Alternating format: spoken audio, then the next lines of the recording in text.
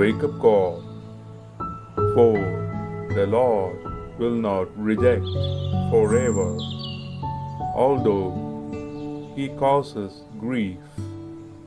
He will have compassion according to the abundance of His steadfast love, for He does not willingly afflict or grieve anyone.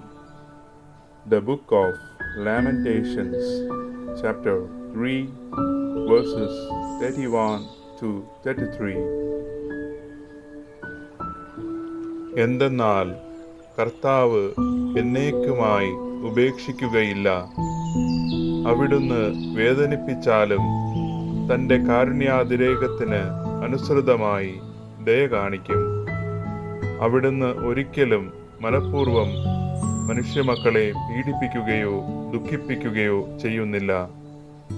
വിലാപങ്ങളുടെ പുസ്തകം അധ്യായം 3 വാക്യങ്ങൾ 31 മുതൽ 33 വരെ.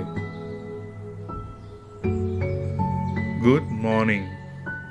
Laudetur Jesus Christus.